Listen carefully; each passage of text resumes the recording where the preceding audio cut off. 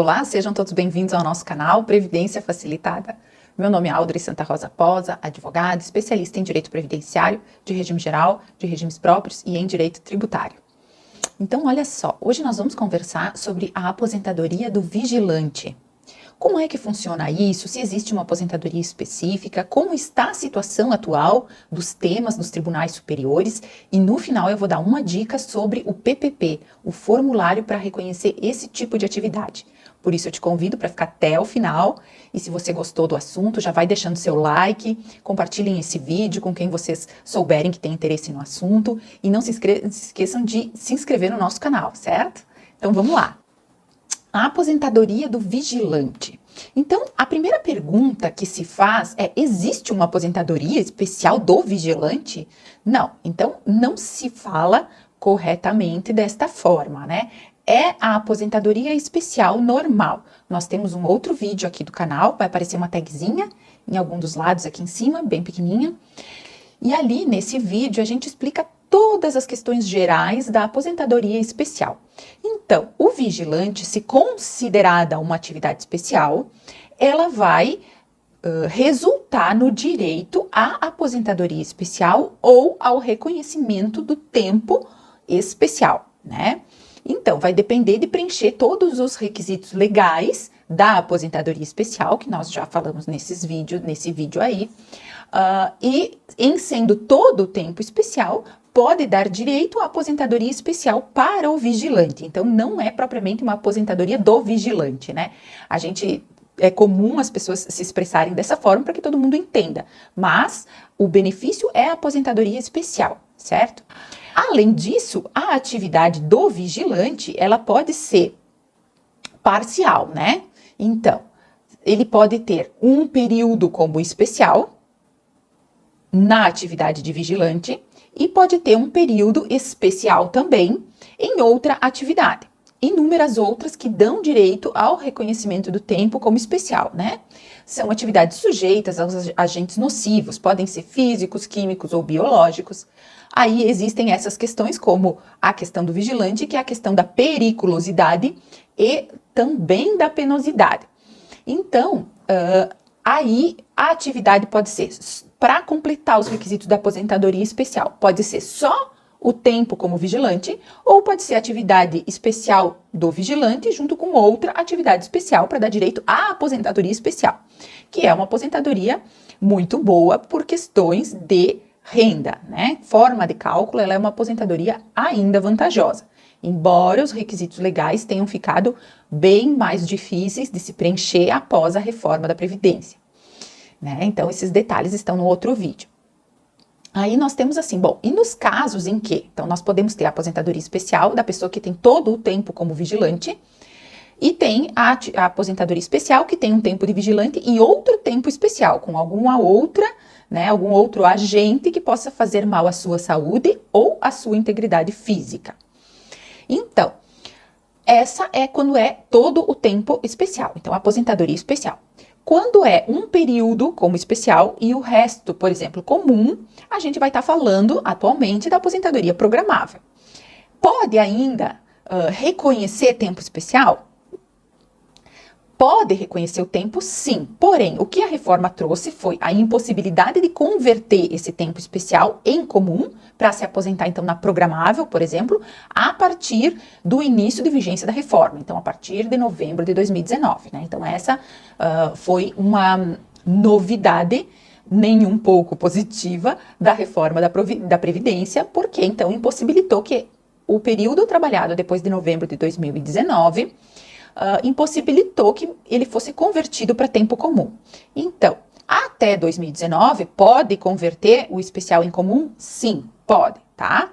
Pode continuar convertendo. Então, o que vai importar é quando você trabalhou, não quando você está pedindo. Então, o período que você trabalhou é até 2019, pode ainda converter em tempo comum, esse tempo especial. A partir de novembro de 2019, então, aí já não dá mais para converter. Mas não deixou de existir, por quê? Porque ainda existe aquilo que nós falamos, a aposentadoria especial em si, tá? Só não vai poder converter, né, que ele acaba valendo mais quando a gente converte, isso também tá bem explicadinho no vídeo, ele acaba valendo mais. Então, essa conversão para valer mais e para se aposentar numa aposentadoria comum, atualmente falando programável, então é isso que desde novembro de 2019 não vai ser mais possível, pelo menos por hora, até que se discutam aí outras questões constitucionais, etc., que podem surgir no decorrer aí da vigência da reforma. Por hora é o que nós temos. E a atividade do vigilante, é certo que dá para reconhecer como especial? Bom, essa questão já mudou muito no âmbito judicial. Existia o reconhecimento por atividade. Então, bastava comprovar a atividade de vigilante, que se equiparava à de guarda, independente do uso da arma de fogo, né? Então, essa questão do reconhecimento da atividade do vigilante por, né, não comprovando, sem a necessidade de comprovar os agentes nocivos, né, sem a questão do PPP, só pela atividade, por ter trabalhado, então é só até mais ou menos aí, em alguns tribunais é 97, alguns é 96, né, então, até esses períodos aí, a gente tem o reconhecimento por atividade. A partir daí, a gente já fala em reconhecimento por exposição a agentes nocivos. Então, o que é agentes nocivos? É o que faz mal para a saúde ou a integridade física. Integridade física são exatamente situações como a do vigilante, né? Porque caso ele seja agredido, ele leve um tiro, isso vai, né, ofender a sua integridade física, ou seja, ele pode vir a falecer em razão desse serviço perigoso que ele exerce. Da mesma forma, o eletricista, a partir de uma determinada voltagem, né, a sua integridade física está correndo risco sim, porque se ele levar um choque, ele pode aí ter sérios problemas e vir a falecer, né? Então, a sua integridade física, de uma hora para outra, ela pode, né, se desfazer, e aí, por isso, existe esse risco coberto pela Previdência Social. Como está atualmente, nós tivemos períodos em que essa atividade, ela era condicionada, o reconhecimento mesmo nos tribunais, era condicionada ao porte de arma de fogo. Então, o vigilante que, ao exercer a sua profissão, portasse a arma de fogo, ele acabava conseguindo judicialmente reconhecer a atividade como especial. E muitas vezes, se ele não portava a arma de fogo, ele não conseguia reconhecer a atividade como especial. Mas se nós pararmos para analisar a fundo a questão, a atividade em si, vejam bem, o vigilante, ele está correndo risco, certo? Mesmo quando ele não está usando arma de fogo, porque ele está ali vigiando um estabelecimento que ele está justamente se colocando no meio de eventual agressão ou ofensa a pessoas ou patrimônio, ele se coloca à frente para fazer uma proteção, certo? Então, se a pessoa que vai invadir aquele espaço para causar qualquer mal a pessoas ou bens, ela vai passar pelo vigilante. E esse, entre aspas, agressor, ele vai provavelmente, ou muitas vezes, estar portando uma arma de fogo, né? Não com porte legal, provavelmente, mas ele vai estar de posse de uma arma de fogo. E aí, mesmo que o vigilante não tenha, ele corre o risco de levar um tiro, a mesma coisa. Então, não importa que, no sentido de proteção social desse risco, não faz sentido ser só o vigilante armado, porque o agressor é que normalmente está armado, né? E não só o vigilante. Melhor para o vigilante se ele puder se defender, claro, mas no sentido interpretativo e de proteção da norma, não tem porquê. Então, todas essas alegações e vários outros riscos, porque o risco não é só, né, nesse sentido de morte, mas também tem riscos assim comprovados que a atividade tanto de guarda, policial, vigilante, ela acaba ao longo do tempo gerando, inclusive, pânicos, né, outras síndromes devido à ansiedade, à preocupação, né, à pressão a que vivem submetidos esses profissionais. Então, por isso, essa proteção toda, né? Não é uma coisa assim do nada, é uma coisa que realmente a Previdência Social, ela busca o quê? Proteger os cidadãos dos riscos a que estão submetidos, né? Enfim, isso por proteção à vida e também porque é melhor para a nação que os seus cidadãos estejam protegidos, que ela automaticamente terá índices melhores que vão refletir em cenários econômicos e também vai acabar gastando menos com o sistema de saúde pública, certo? Então, quanto mais se proteger a população, melhor para o país em geral, em vários sentidos, né? Então, por isso, o sistema de seguridade social, ele foi feito todo para proteger o risco social e especialmente as pessoas mais vulneráveis. Então, se protege quem está mais vulnerável ao risco. Então, continuando, atualmente essa questão do vigilante está submetida à apreciação do Supremo Tribunal Federal. Aí muitos perguntam, ok, doutora, mas o STJ já não havia reconhecido esse tempo especial? Sim, tá? Houve já no Superior Tribunal de Justiça, que é uma corte superior para a qual o processo vai antes do que para o Supremo Tribunal Federal, que é o STF, então vai antes pro STJ, que tem a incumbência, então, de decidir matérias infraconstitucionais e o STF matérias constitucionais. Então, no STJ, sim, o processo já passou por lá, esse tema do vigilante é afetado como representativo de controvérsia, né? Vários recursos especiais, né? 3 recursos especiais foram afetados aí como representativos de controvérsia dessa questão do vigilante, né? Foi tratado como o tema 1051 do STJ. E no STJ, firmou-se a seguinte tese, no STJ, certo? É admissível, ou seja, pode, tá, é admissível o reconhecimento da especialidade da atividade de vigilante. Agora a parte interessante. Com ou sem uso de arma de fogo. Com ou sem uso de arma de fogo. Em data posterior à Lei 9.032 de 95 e ao Decreto 2.172 de 97. Vejam, pode ser reconhecido com ou sem uso de arma de fogo depois dessas datas, desde que haja comprovação, aqui é um ponto bem importante, desde que haja comprovação da efetiva nocividade da atividade, por qualquer meio de prova, até 5 de março de 1997, momento em que se passa a exigir a apresentação de laudo técnico ou elemento material equivalente, para comprovar a permanente, não ocasional, nem intermitente exposição à atividade nociva, que coloque em risco a integridade física do segurado. Então, veja, no STJ, sim, foi firmada essa tese, né? Quem é aí da atividade vigilante estava bem atento a isso. Eles decidiram que pode com e sem arma de fogo, é verdade? Sim, é verdade. Porém, toda a atividade desenvolvida a partir ali da lei, né, 9.032, que seria em 1995, a partir dali, já tem que haver a comprovação da exposição aos agentes nocivos. O que é isso? É comprovar que o trabalhador estava submetido ao risco, né? À periculosidade, ao risco à sua integridade física, né?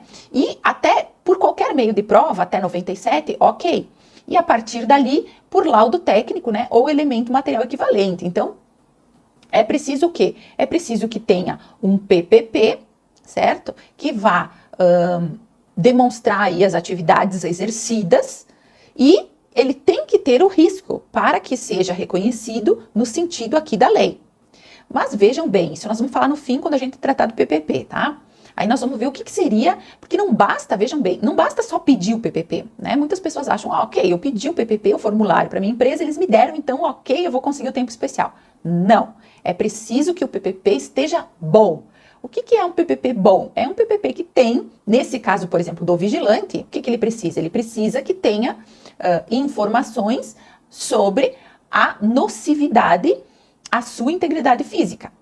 E aí é que tem aí umas questões que nós vamos falar no final, que não é tão simples assim.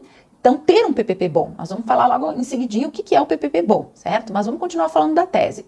Então, ficou aí algumas situações e foi levantado logo em seguida a questão de poder ou não após a publicação da emenda 103, também foi suscitado aí em embargos, né? E posteriormente, então, através de recurso, né, dessa decisão, o INSS recorreu para a Suprema Corte, que seria, então, o STF, né, Supremo Tribunal Federal. E lá está atualmente, então essa é a situação atual, passado esse STJ, que firmou essa tese que nós falamos agora, foi para o STF. No STF, o que nós temos? No STF, ele foi afetado como o tema 1209, né? E como está esse tema 1209? Bom, ainda está aguardando o julgamento, certo? O que houve até agora foi uma decisão em que se reconheceu a repercussão geral da matéria, ou seja, que sim, que o STF entendeu que deveria julgar este recurso, tá? Porque ele preenchia os requisitos da repercussão geral, ou seja, não é uma coisa que afeta uma ou duas pessoas só, mas sim um conjunto maior de cidadãos brasileiros que vão estar, sim, afetados por essa decisão. Por isso que a gente fala em repercussão geral, né? Então, tanto no STJ como no STF, quando a gente fala em repercussão geral, os processos que estão aguardando esses julgamentos, eles acabam ficando sobrestados, né? Porque são questões, como o próprio nome diz, que vão afetar muitas pessoas. Então, quando acontece isso, e o processo fica lá no Supremo para ser julgado, enquanto ele está sendo julgado, todos os outros que tratam do mesmo assunto ficam sobrestados aguardando aquele julgamento. Então, ou seja, é como se eles estivessem parados e eles só vão andar depois que for decidido isso, para que todo mundo tenha a mesma decisão. Então, é uma sistemática que tem um objetivo positivo. É claro que ela tem que ser melhorada, muitas coisas, tudo tem que ser melhorado e evoluído, tá? Nós e o próprio direito, né? Mas é uma sistemática muito positiva, porque ela visa a evitar decisões diferentes. Então, pessoas que tinham o mesmo direito, às vezes, antes de existir isso, uma pessoa entrava aqui no Rio Grande do Sul, de onde eu falo, outra entrava lá no norte, por exemplo, com a mesma matéria, com o mesmo pedido, e num lugar dava, no outro não dava. Então, para evitar esse tipo de desigualdade jurídica, então, para o bem da segurança jurídica, se criou essa sistemática para que tivessem, então, nas mesmas situações, decisões mais idênticas, né, mais parecidas, para que não haja, mas são só essas matérias afetadas nesse sentido, né? Então, quem entrou com essa ação provavelmente está sobrestada, né? Desde que o tema foi sobrestado lá no STJ, provavelmente sua ação também está sobrestada. A única coisa que se tem no STF é essa decisão, então, da repercussão geral, que, então, ela só explica que vai se discutir à luz dos artigos 201, parágrafo 1º, e 202, inciso 2 da Constituição Federal, a possibilidade de concessão de aposentadoria especial pelo regime geral ao vigilante. Vejam bem, também é uma decisão para o regime geral. Nós não estamos ainda falando dos regimes próprios, tá? Pelo menos não nesse tema. Ao vigilante que comprove exposição à atividade nociva com risco à integridade física do segurado, considerando-se o disposto no artigo 201, parágrafo 1º da Constituição e as alterações promovidas pela Emenda Constitucional 113 de 2019. Então vejam só que interessante. Ali, nesse pequeno resumo, a gente tem todos os dispositivos constitucionais que serão discutidos nesse julgamento. Mas tem previsão para sair esse julgamento? Não tem previsão, né? Não está incluído em pauta ainda para que a gente possa dizer uma data. Mas o que se pode dizer é que desde 13 de junho de 2022 agora ele está concluso com o relator. O que significa? Significa que o processo está como se fosse no gabinete do ministro relator, né? Que é quem faz toda a primeira análise para depois submeter a julgamento, né? A questão. Então, ele já está concluso com o relator, pode ser um bom indício de que o julgamento saia o quanto antes. O que os advogados em geral estão um pouco receosos, né? Porque o tema, então, é bom que as pessoas saibam que não está tudo às mil maravilhas, porque mesmo o que foi decidido no STJ, está escrito lá que precisa de comprovação. E essa comprovação, para a questão do vigilante, é que não é tão fácil. E também como a jurisprudência vai se posicionar no sentido de interpretar o que é realmente a comprovação da atividade. Como se faz a comprovação? Para não cair na questão, bom, se tinha arma de fogo, então era perigosa, há uma comprovação. Mas aí o tema diz que sem arma de fogo também pode haver, mas então sem arma de fogo, como é que é essa exposição, essa comprovação do risco a que o vigilante está exposto? Vejam como é complexa. Tudo é complexo, mesmo quando se tem documentos, quando se tem provas. São discussões que são travadas nos processos. Por isso não é tão simples e a gente não pode sair contando com esse reconhecimento de uma forma assim, né? Claro que muitas pessoas já conseguiram, já estão até aposentadas, ok? Mas por quê? Como nós estamos falando, esse entendimento vem sendo modificado no tempo, assim como toda aposentadoria especial, todos os entendimentos são constantemente modificados. Então aqui nós estamos falando de como está atualmente, né? Vamos analisar, vocês vão ver aqui na tela, aqui do ladinho vai aparecer um modelinho, tá? De um trechinho do PPP, claro que a gente cortou aí toda a parte que tinha de qualificação em cima para preservação de dados e tal, riscamos aí a questão do CNPJ, tá? Mas trouxemos aqui um modelinho de um PPP, de um vigilante, um PPP já mais antigo, já foi emitido há mais tempo, mas era, por exemplo, de um período que se iniciava, como vocês podem estar acompanhando aqui no documento, em 94 e ia até 2002. Então, vejam, ali o cargo era de vigilante mesmo, no setor de vigilância, tá? Então, aqui a gente já tem uma coisa boa para aquele período em que dava para reconhecer por atividade. Então, uma partezinha ali de fevereiro de 94, ele conseguiu reconhecer por atividade. Porém, depois desse período, até 2002, nesse caso, foi reconhecido, é um caso que já encerrou, tá? Já está transitado em julgado, essa pessoa já está aposentada. Ele conseguiu reconhecer porque, nesse caso, tinha ainda aquele entendimento, né, de que o porte de arma de fogo, então, a partir dali, gerava a presunção do risco à integridade física. E aí, então, sim, se reconheceu, como ele tinha já o PPP, já tinha essa prova, se reconheceu que a atividade era, sim, periculosa e mais, e que a periculosidade merecia, sim, o reconhecimento da atividade como especial. E aí, no campo seguinte, que é o campo 14, ali, na descrição das atividades, 14.2, é um campo super importante, que nós já falamos aqui em outros vídeos, para o segurado, quando vai pedir o seu PPP, confere, o vigilante também, confira ali, antes de assinar que você recebeu o PPP, confira se as atividades que estão descritas ali são as que você realmente realizava. Porque se não forem, você não deve assinar o recebimento, porque no mais das vezes as empresas vão estar pedindo que você assine que está recebendo, mas também que você está concordando com as declarações do formulário. Então, é bom conferir o que está escrito nesse campo, que é importantíssimo. Nesse exemplo aqui, o que estava escrito? Exercer a vigilância da empresa, percorrendo sua área sistematicamente e inspecionando suas dependências pelos corredores para evitar roubos, entrada de pessoas estranhas, incêndios e outras anormalidades. Proibido sua entrada nos setores produtivos. Portar arma de fogo, aqui ainda dizia calibre 38, de propriedade da empresa, durante seu turno de trabalho. Essa questão de durante o turno do trabalho portar arma de fogo foi uma coisa que nessa época a gente pôde dizer que esse PPP estava bom, tá? Esse era um PPP bom para a época, para o que se reconhecia à época, porque tinha ali a anotação de arma de fogo e isso bastava.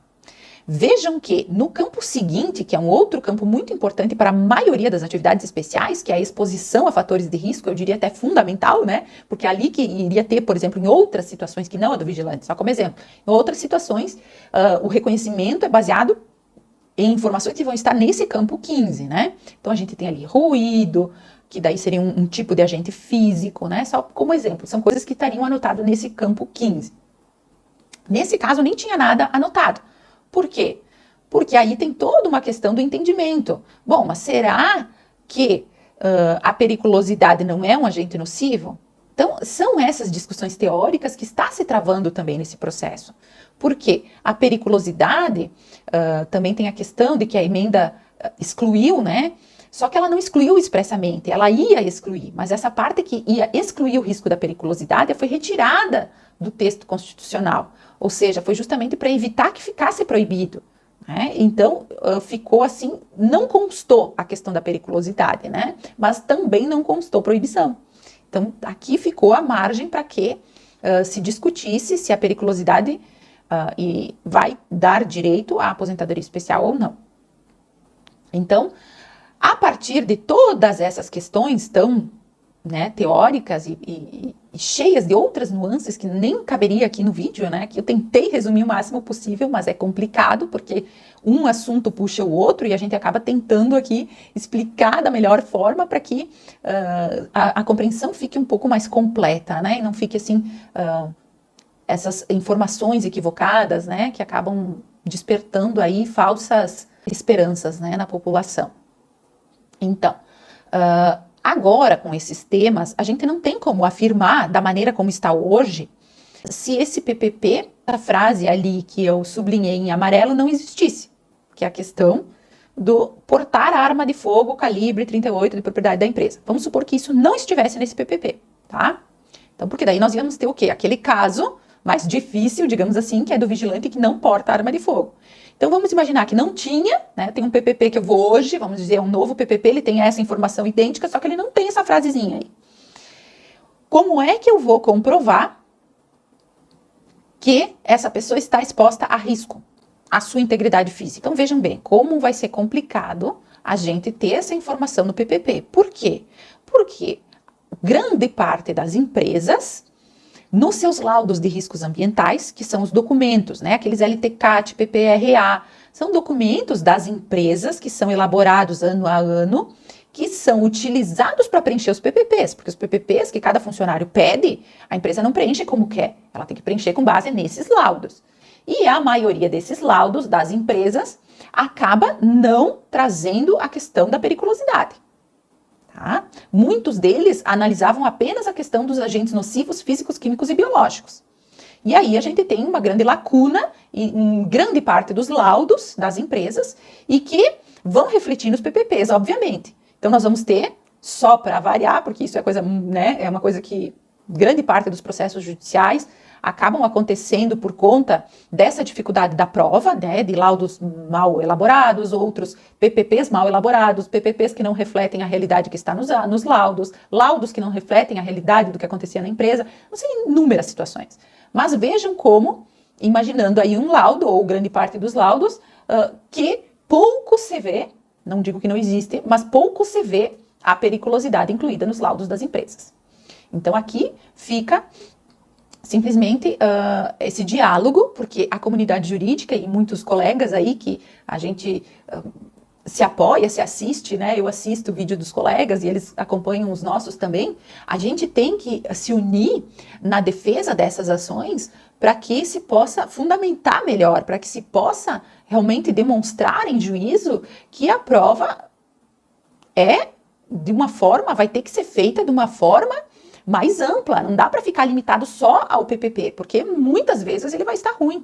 Então nós vamos ter que sim fazer o uso das garantias constitucionais, da ampla defesa, do contraditório e pedir provas, né? Impugnar os PPPs é muito importante. Então apontar, olha, esse ponto não está correto, está em desacordo, ou o laudo da empresa. Bom, se o laudo da empresa não alcançou esse setor, esse cargo, ou essa questão da periculosidade, é imprescindível fazer perícia e nós vamos ter que lutar para que essas garantias de contraditório e de ampla defesa sejam efetivas nos casos concretos, né? Nós vamos ter que exigir que se faça perícia e muitas vezes, inclusive, pedir prova testemunhal para comprovar atividade, para comprovar riscos, enfim. A gente não vai poder perder a oportunidade da prova, porque vai ser algo que, com certeza, é o X da questão atual desse tema. É claro que já imaginando uma decisão positiva do Supremo Tribunal Federal, né? Que assim a gente espera e torce para que isso aconteça. Mas não podemos garantir nada. Fica aqui só mais um debate, um diálogo. Um grande abraço, espero que vocês tenham gostado, que tenha sido útil. Se puderem se inscrever no canal, dar o seu like, é isso. Fiquem com Deus e até a próxima.